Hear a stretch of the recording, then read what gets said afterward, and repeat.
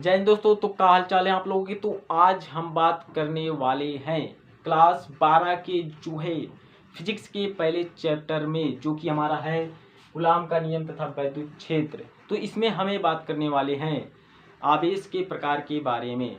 तो आवेश के कितने प्रकार होते हैं, तो इस चीज़ को देखते हैं। तो हमारा जो है पहला हेडिंग होगा आवेश का प्रकार।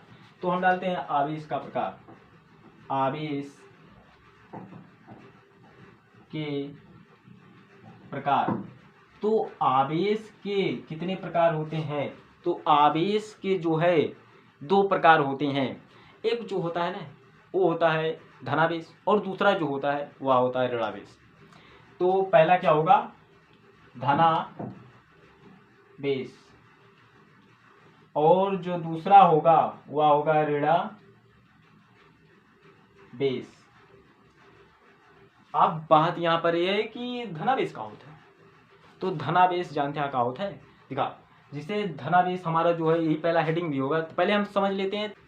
तो धनावेश पहला हेडिंग हमारा यही होगा, धनावेश। तो हम समझते हैं कि धनावेश क्या होता है। जैसे आपका कोई वस्तु है वह सामान्य अवस्था में है। सामान्य अवस्था का मतलब है कि उसमें जितने इलेक्ट्रॉन हैं उतने ही प्रोटॉन हैं। तो आप जानते हैं कि जो हमारा प्रोटॉन होता है वह स्थिर रहता है, वह कहीं चल फिर नहीं सकता।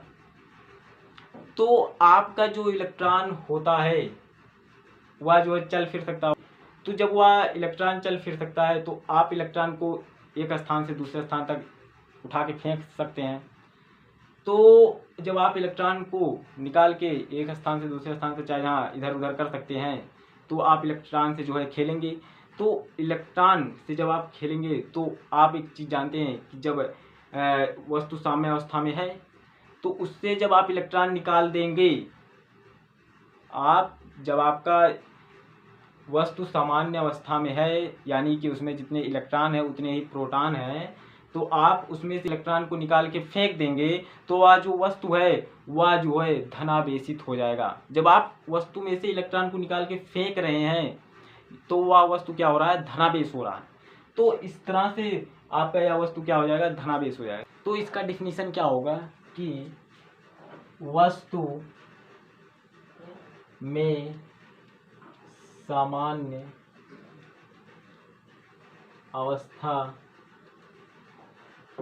अवस्था से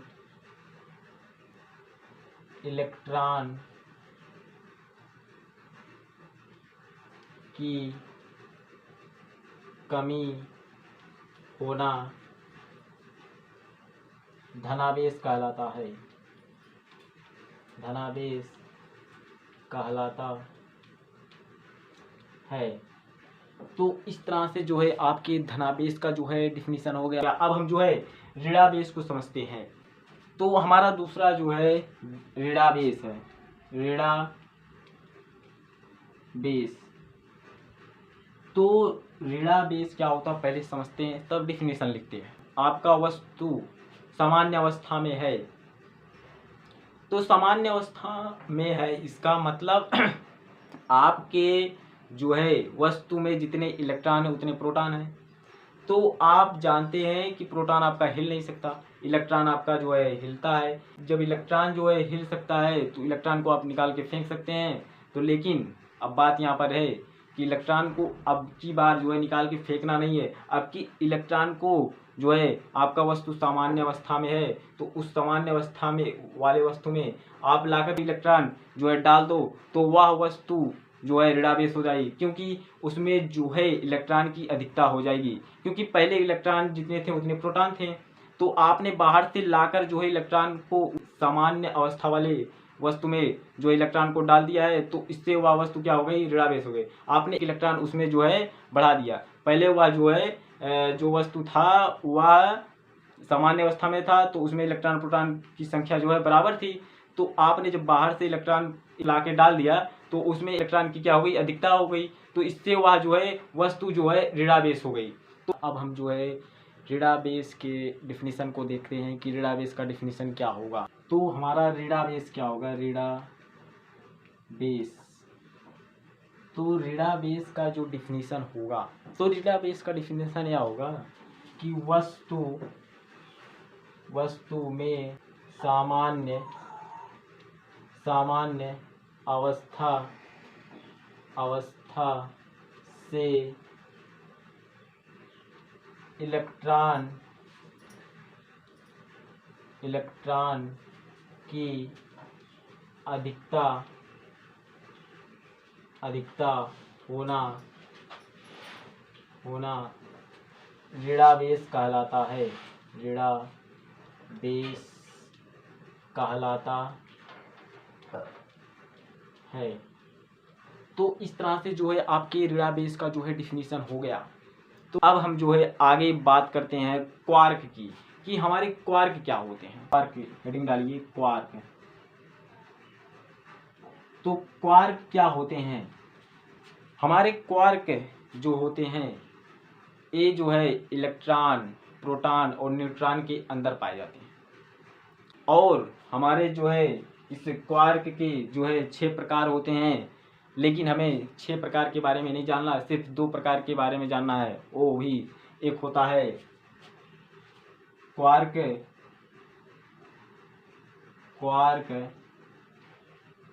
6 प्रकार के होते हैं। तो इसमें हमें सिर्फ 2 जानना है, तो इस 6 प्रकार के बारे में नहीं जानेंगे। तो हम जो है पहला जो है जानते हैं। पहला हमारा होता है अप क्वार्क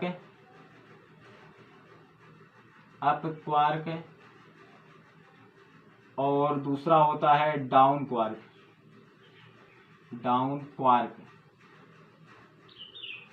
अब जो है एक अप क्वार्क पर कितना आवेश होता है, इस बात को जानते हैं। नोट पॉइंट है,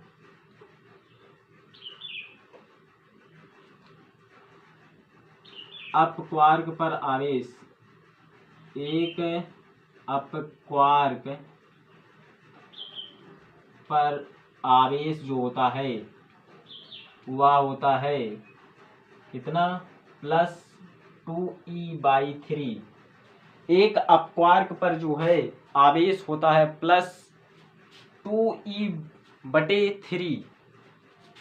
इसके बाद दूसरा है हमारा कि एक डाउन क्वार्क पर कितना आवेश होता है। तो एक डाउन क्वार्क पर आवेश, तो एक डाउन क्वार्क पर आवेश आपका जो होता है वो -e/3। तो इस तरह से आपके एक अप क्वार्क पर आवेश इतना होता है और एक डाउन क्वार्क पर आवेश इतना होता है। तो आपके अप क्वार्क के और डाउन क्वार्क जो है हो गए। अब बात करते हैं कि जो हमारा इलेक्ट्रॉन होता है वो कितने क्वार्कों से मिलकर बना होता है, और हमारा जो प्रोटॉन है वो कितने क्वार्कों से मिलकर बना होता है, और न्यूट्रॉन भी कितने क्वार्कों से मिलकर बना होता है। तो अब हम जो है आगे बात करते हैं। आपका जो प्रोटॉन होता है वह एक अप क्वार्क से मिलकर बना होता है और एक डाउन क्वार्क से मिलकर बना होता है। तो हम सबसे पहले एक प्रोटॉन पर अगर हमें आवेश देखना है, प्रोटॉन पर आवेश, तो एक प्रोटॉन पर आवेश का मतलब है कि या दो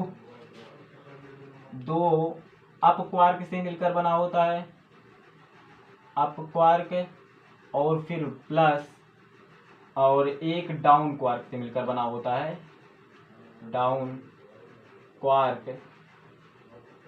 तो आपका एक प्रोटॉन पर आवेश जो होता है 2 अप क्वार्क और एक डाउन क्वार्क से मिलकर बना होता है। तो आप जानते हैं कि एक अप क्वार्क पर आवेश कितना होता है। अभी आपने सीखा कि जो होता है एक अप क्वार्क पर आवेश +2e/3। तो यहाँ पर 2 अप क्वार्क हैं, तो यहाँ पर 2 अप क्वार्क हैं, तो 2e/3। तो एक अप क्वार्क पर जो आवेश होता है +2e/3।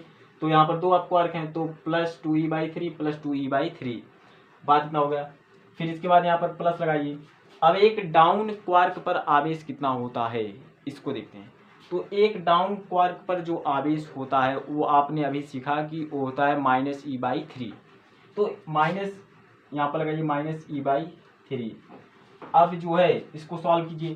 तो देखिए यहाँ पर जो है इसका हर जो है सेम है, तो आप जानते हैं कि जब हर सेम रहता है तो आप क्या करते हैं, उसका लासा 3 ले लेते हैं सबका। 2e यहाँ पर भी हो जाएगा, फिर 2e हो जाएगा, फिर e हो जाएगा। इसके बाद इसको जोड़ेंगे तो आपका जो है आएगा कितना, आपका आएगा जो है 4e माइनस ई बटे 3।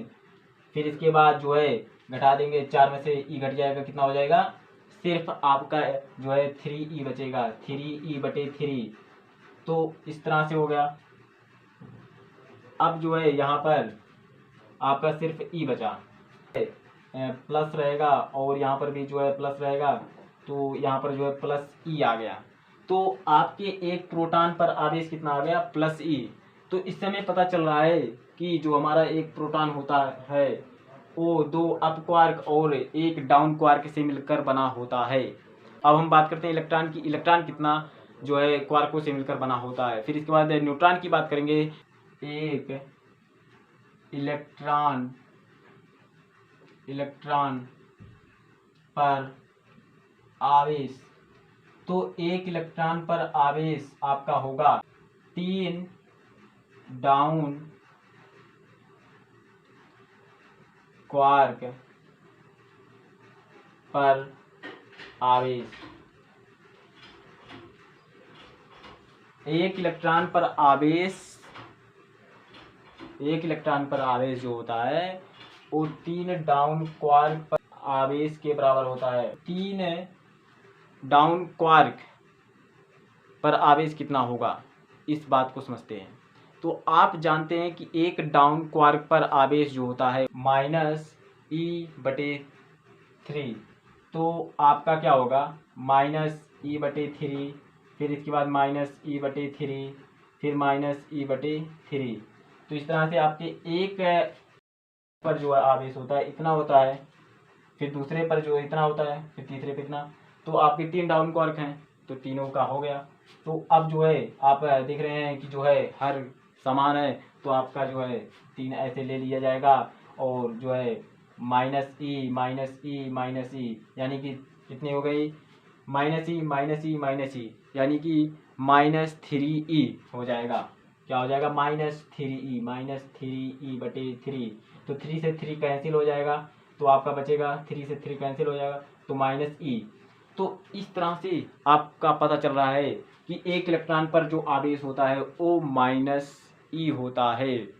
तो इस तरह से आपका पता चल गया ये भी कि आपका जो इलेक्ट्रॉन होता है वो 3 डाउन क्वार्क से मिलकर बना होता है और आपका प्रोटॉन 2 अप क्वार्क और एक डाउन क्वार्क से मिलकर बना था, और आपका इलेक्ट्रॉन जो है वो 3 डाउन क्वार्क से मिलकर बना हुआ है।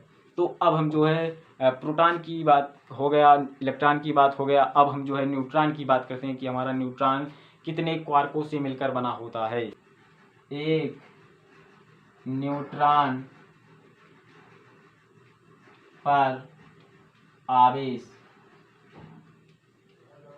तो एक न्यूट्रॉन पर आवेश, तो एक न्यूट्रॉन पर आवेश बराबर जो होगा, एक न्यूट्रॉन पर आवेश जो होता है वो, तो आपका जो न्यूट्रॉन होता है वो एक अप क्वार्क और जो है 2 डाउन क्वार्क से मिलकर बना होता है। यानी कि एक अप क्वार्क